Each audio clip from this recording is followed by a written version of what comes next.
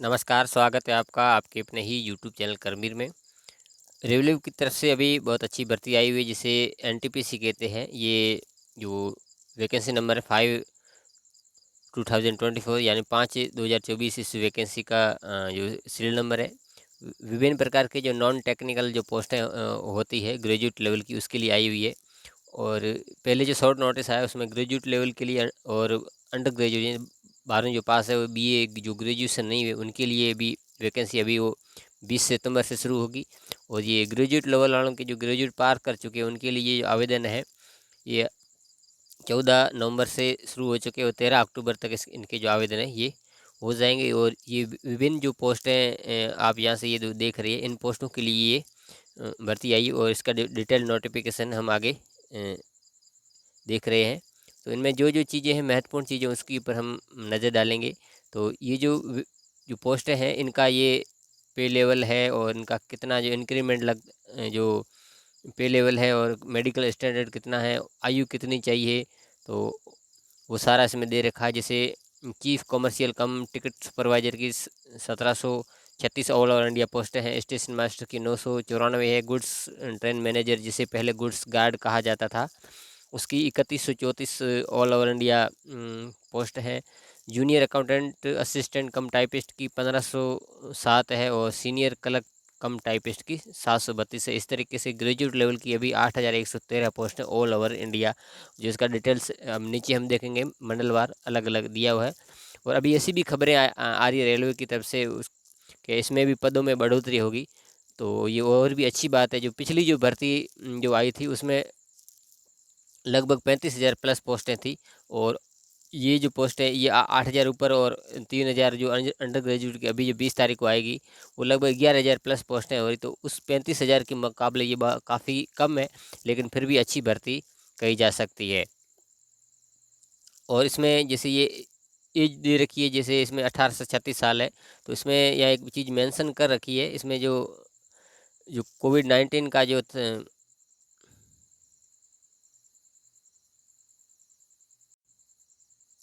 ये 3 साल की जो छूट है जो कोविड-19 के कारण इसमें आगे भी दे रखी है जिसका जिक्र आगे किया गया है।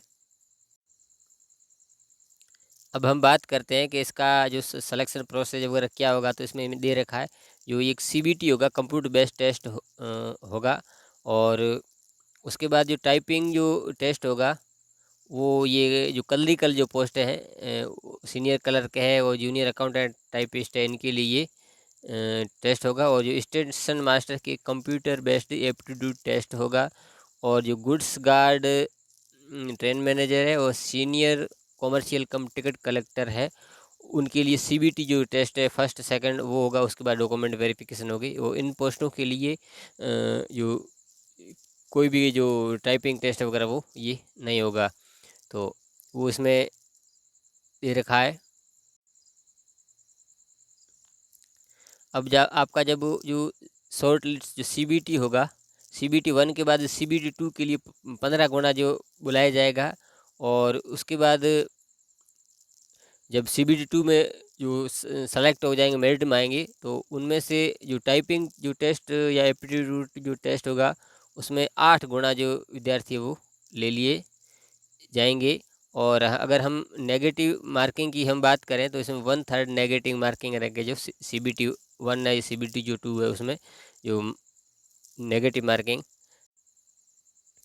इसमें एक बात अच्छी तरीके से क्लियर कर दी गई कि जब आप जो आवेदन करते हो तो उसमें जैसे आप जो भी आवेदन करते हो तो उसमें जो आपकी योग्यता जो चाही गई है, योग्यता आप देखें age on closing date of online registration. जब आप ऑनलाइन रजिस्ट्रेशन के जो इसमें आवेदन की जो अंतिम तारीख है आवेदन करने की ये लगभग ये 13 अक्टूबर 2024 तक आपका जो क्लियर हो जाना चाहिए। जैसे आप जो ग्रेजुएशन के लिए कर रहे हैं तो 13 अक्टूबर तक आपकी ग्रेजुएशन क्लियर होनी चाहिए। या जो अंडर ग्रेजुएट जो कर रहे हैं या 12वीं पास या उनके लिए जो योग्यता होगी वो आगे लगभग इसके 20 अक्टूबर तक रहेगी। वो इसका अगला नोटिस आएगा उसमें। तो अभी ये ऊपर जो बताई गई जो पोस्ट है उनके लिए आपको 13 अक्टूबर तक ये जो क्लियर आपको डिग्री या जो भी है वो क्वालिफिकेशन मेडिकल स्टैंडर्ड वगैरह सारा हो जाना चाहिए। दूसरा ये एक और पॉइंट बताया आपका नाम वगैरह जो सारा आपको जो 10th की जो मार्कशीट है उसके अकॉर्डिंग आपका नाम, पिताजी का नाम, जन्म तिथि वगैरह सारा उसी के अनुसार आपको इसमें एंटर करना है। इसमें आपको कोई भी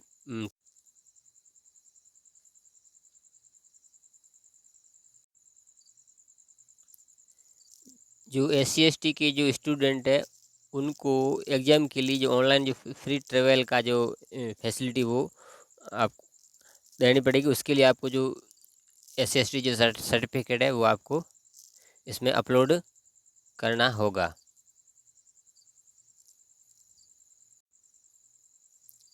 इसमें आवेदन करने की एज के बारे में हम बात करते हैं तो आयु की गणना 1 जनवरी 2025 को की जाएगी और 18 से 36 साल के जो विद्यार्थी है वो कर सकते हैं 1 जनवरी 2025 को। और जनरल EWS की 2 फरवरी जो 89 तक का हो, और जो OBC का हो 2 जनवरी 86 तक का हो, और SC ST के लिए 2 जनवरी 84 तक का, उसके ऊपर का नहीं। और जो लोअर जो डेट ऑफ बर्थ है 1 जनवरी 2007 के बाद वाला इसमें जो जन्मा स्टूडेंट्स में आवेदन नहीं कर सकता कि वो 18 साल से कम है।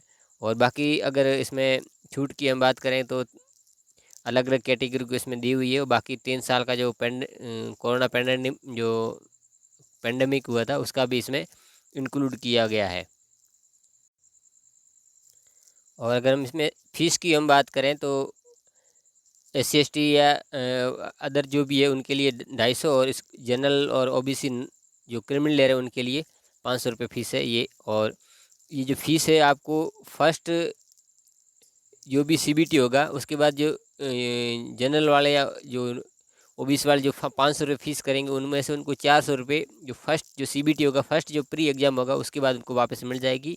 और ये जो 250 रुपये जो SC ST वालों को, इनको फर्स्ट एग्ज़ाम जो फर्स्ट CBT देने के बाद ये उनको भी वापस रिफ़ंड हो जाएगी। उनके लिए इनको आपको आवेदन करते समय बैंक डायरी वगैरह, बैंक का जो सारा डिटेल है IFSC कोड सहित आपको उसमें आवेदन में करना पड़ेगा।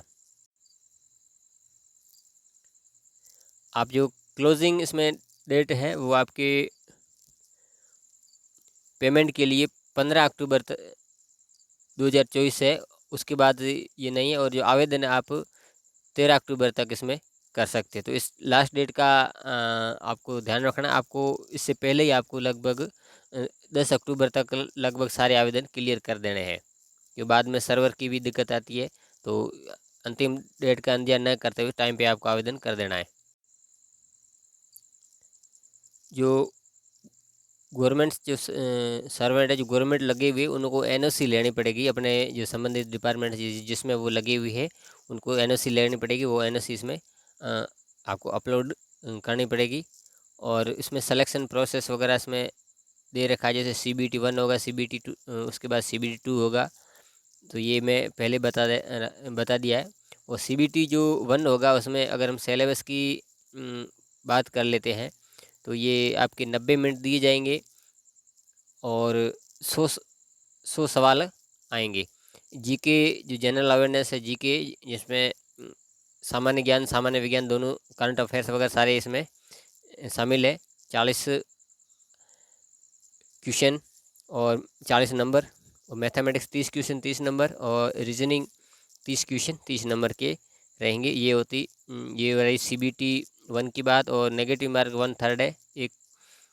और उसके बाद जो CBT 2 के लिए जो सेलेक्ट होंगे, और CBT 1 के लिए ये सिलेबस मैथमेटिक्स के लिए अलग अलग टॉपिक वाइज इसमें ये दिया हुआ है। जनरल अवेयरनेस का है और रीजनिंग का सारा इसमें दिया हुआ है।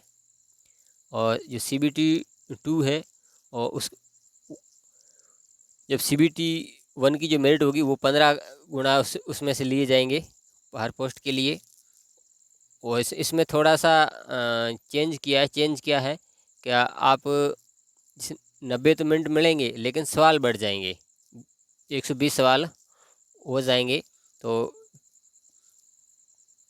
पहले जो जीके 40 का वो 50 का हो जाएगा। मैथ्स पहले 30 की थी, 35 की। और रीजनिंग आपकी पहले 30 की थी 35, यानी पहले से आपके 20 नंबर बढ़े हैं और टाइम उतना का उतना ही है। तो जो CBT 2 है वो काफ़ी टफ रहने वाला है। CBT 1 और CBT 2 के लिए सिलेबस है लगभग जो सेमी टॉपिक्स है। तो आप सीधे CBT 2 की ही तैयारी करें। और CBT 2 थोड़ा सा CBT 1 से थोड़ा सा टफ होने वाला, तो आप सीधे CBT 2 की भी आराम से तैयारी कर सकते हैं।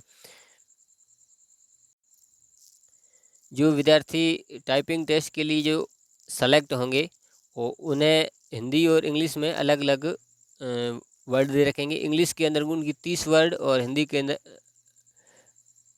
अंदर 25 वर्ड प्रति मिनट की उस दक्षता उसमें चाहिए गई है। और जो स्टेशन मास्टर के लिए एक जो अलग से वो टेस्ट होगा जिसका हमने पहले से जिक्र किया। उसके बाद और जो मेरिट में जो विद्यार्थी आएंगे उनका जो डॉक्यूमेंट वेरिफिकेशन है वो होगा।